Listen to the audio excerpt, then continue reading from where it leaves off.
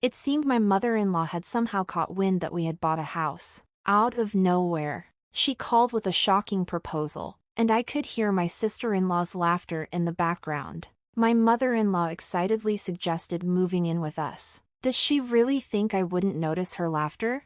The idea of living with her and the rest of the family was the last thing I wanted. I thought Mason felt the same way. But now that they know about our new home, are they assuming we'll all live together? The thought of Mason agreeing to that made me dread the idea even more. But I'm determined not to let them manipulate us. If this is their plan, I'll be ready to turn the tables. Reflecting on past challenges, I'm not backing down. I am Nancy Deborah, 32 years old, and I work for a major financial corporation. Mason and I have been married for 4 years, and while we haven't started a family yet, it's not for lack of desire. There are specific reasons we take seriously. We've both agreed to focus on our careers first, striving for progress every day. Once we've established our professional lives, we'll work on building a stable environment for our future children. When the time is right, we'll revisit the idea of expanding our family. Recently, a major work project I had been planning was a success, and I was promoted. My salary, which was already decent, got a nice boost. Mason didn't receive a promotion, but his raise was substantial due to his tenure at the company. With both of our incomes rising, it finally felt like the perfect time to turn our long-held dream of homeownership into reality. I approached Mason with the idea, I think it might be time for us to start thinking about getting our own place. What do you think? His response was immediate and enthusiastic. Is it time already? I could hear the excitement in his voice. I've been thinking about it too, but since I haven't been promoted yet, I wasn't sure how to bring it up. Don't worry about that, I reassured him. It's not like only one of us needs to be earning. I was thinking we could put the house in my name since I'm earning more now. Really? He asked, surprised. Well, if you're okay with it, then yes, let's do it in your name, I replied. All right, let's move forward with that. We can check out some model homes on our next day off, he said. Sounds great. Let's not miss this chance, he added, sharing my excitement. I felt so grateful to have him by my side. We were in sync, and moments like these reminded me that I had made the right choice.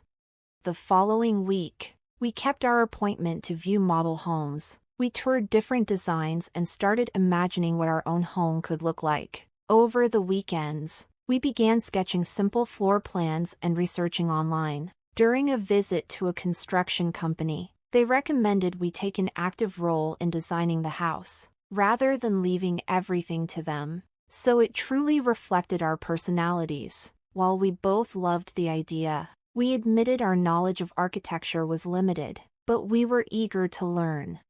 We continued balancing the project with our work, making steady progress. But then, just as we were getting into the rhythm of it, the doorbell rang. Thinking it was just a delivery, I opened the door, only to find my mother-in-law standing there.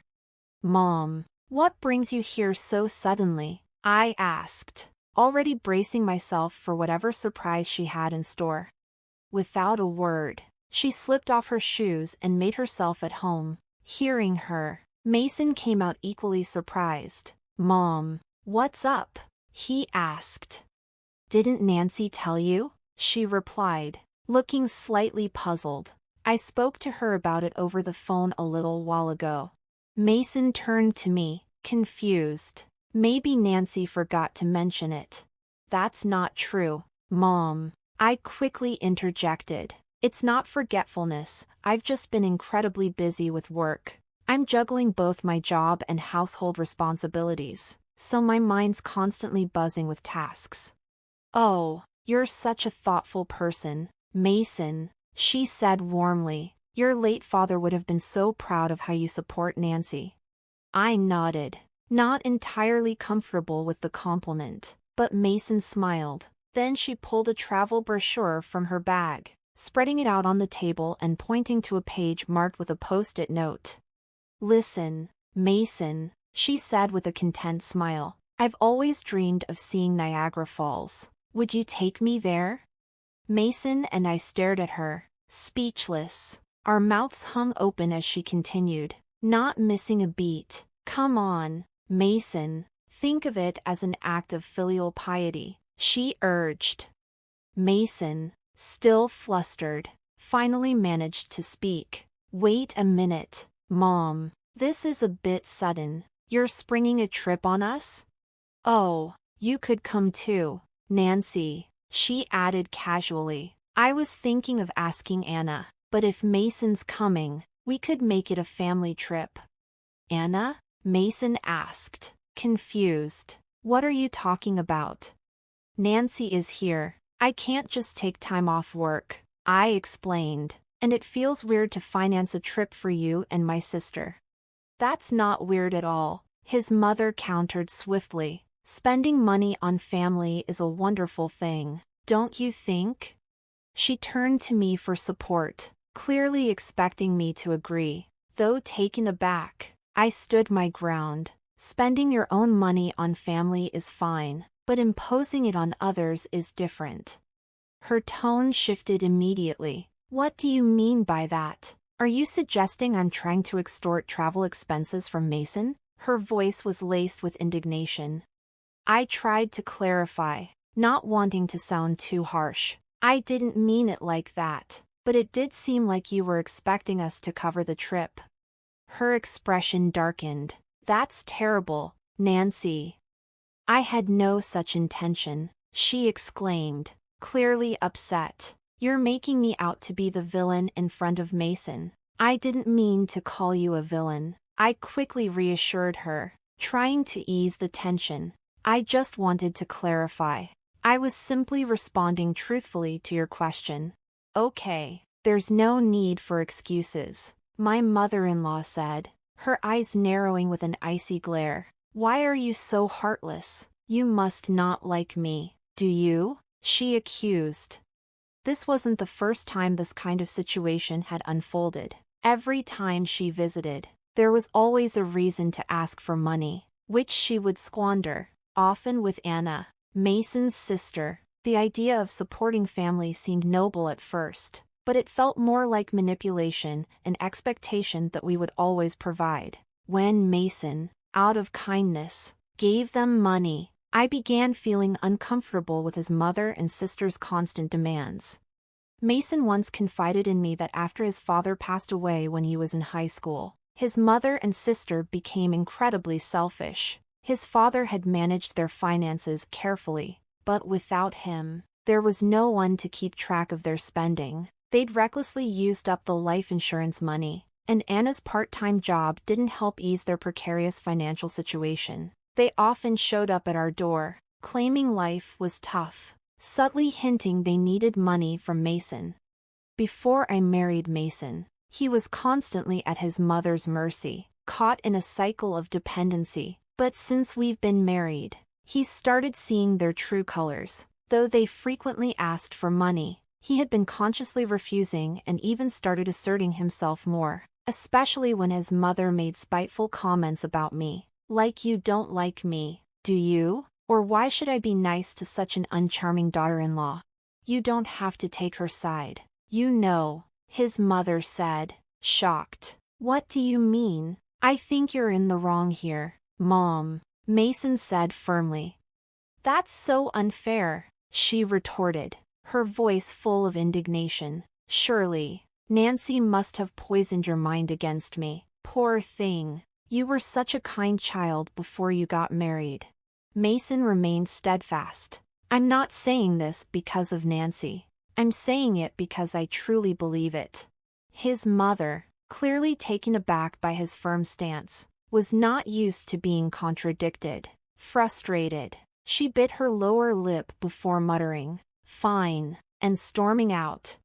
After she left, Mason turned to me and said softly, "I'm sorry, Nancy. I always make you feel uncomfortable."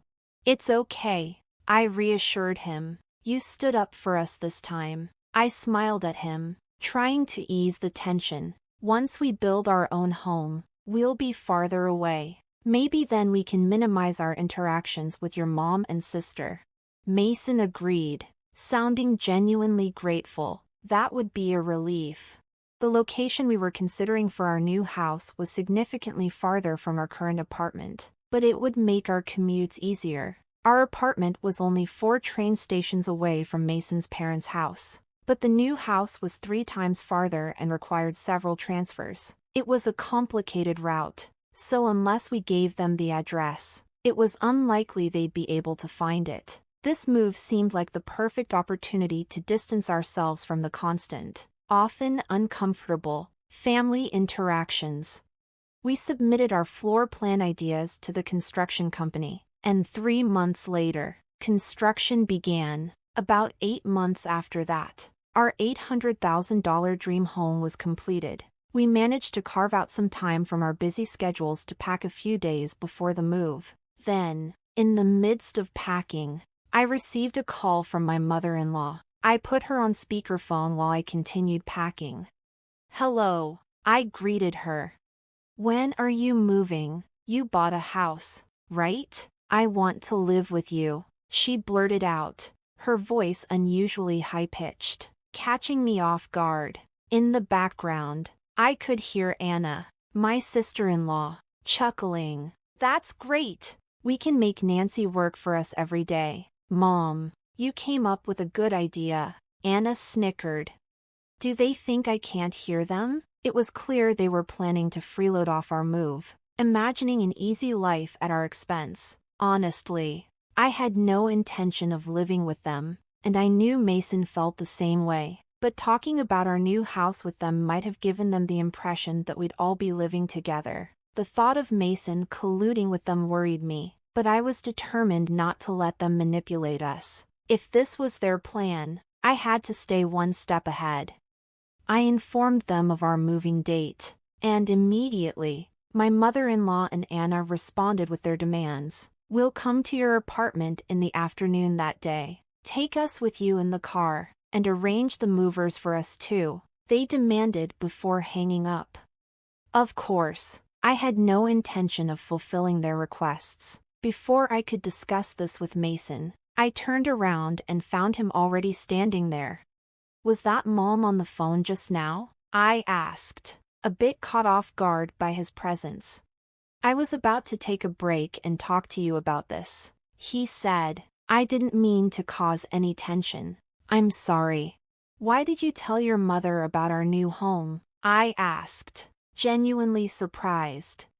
Mason sighed. "It's not quite like that. Last time she visited, she saw the floor plan of our new house lying around. She's been pestering me about it every day since, and I eventually gave in." "I'm sorry," he added quickly, his voice full of regret. "You don't think I intend to live with them, do you?"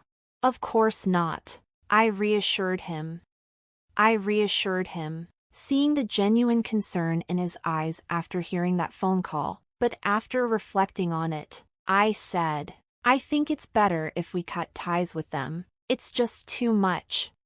Mason's expression darkened, and for the first time, I saw him more furious than I had ever seen before. In a way, it was a relief. He was on my side. He went on to explain how his mother had taken an unexpected interest in the layout of our new home, casually asking about the number of rooms, the size, and all the details. It was clear she was trying to find a way in, and this only solidified our resolve. We both agreed it was time to set boundaries and protect our new life together from unwanted intrusions.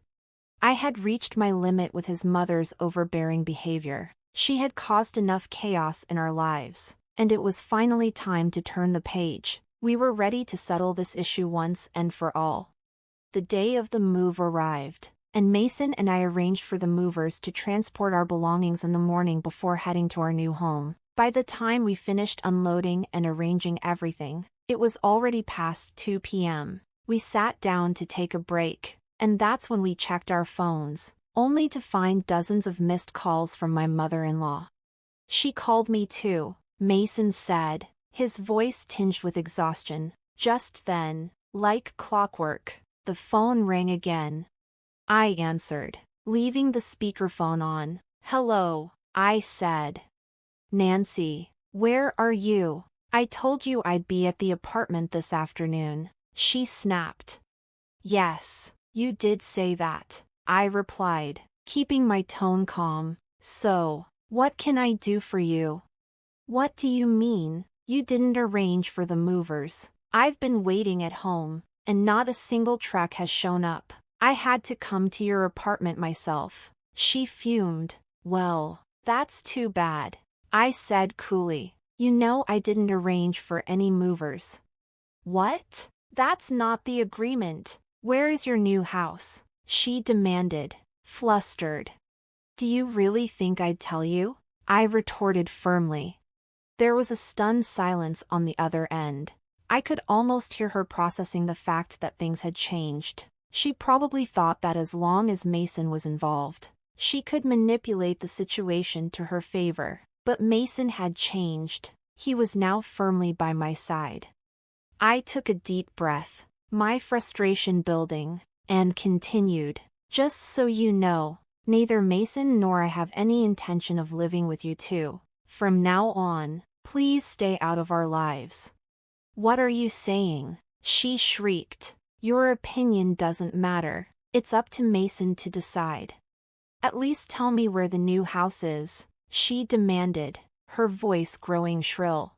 "How are you going to get here if you don't even know the address?" I retorted. "This house is in my name, and I have the right to decide who lives here. If you barge in, it's trespassing." My mother-in-law was taken aback by my assertiveness, and the silence that followed spoke volumes. It was clear that the dynamics had shifted. Mason and I were taking control of our lives. "And I'll see you if you trespass," I added, my voice steady and resolute. Her response was incredulous. "Trespassing? How rude to say that about your husband's family." At that, Mason intervened, his tone sharper than I had ever heard before. "Family? The family I respected is gone. What remains now doesn't resemble the family I once knew." "What are you saying?" my mother-in-law faltered, her voice shaking with disbelief. After that last phone call, Mason was firm. "I've had enough. Just sharing blood with you is embarrassing. From now on, my family is Dave and Nancy. I no longer consider you two part of my family," Mason declared firmly. "Mason, don't say such things," she pleaded, her voice cracking. "Don't bother us again, got it?" Mason said, and with that, he ended the call, not waiting for her response. He quickly adjusted his phone settings to block her calls. I looked at him, concerned but supportive. "Hey, Mason, are you really okay with this?" "Yeah," he said, a genuine sense of freedom washing over his face. "I finally realized my mom was just using me. I feel completely relieved now." Mason was truly free from the manipulative ties that had bound him, and that was the turning point for us as a couple. We had successfully severed the unhealthy connections with his mother and her daughter. From that moment, Mason ceased all support, and without him, they struggled financially. My sister-in-law's part-time income wasn't enough, and my mother-in-law, long accustomed to being a housewife, had to find part-time work. Unaccustomed to the working world, she faced challenges and often met disapproval at her new job.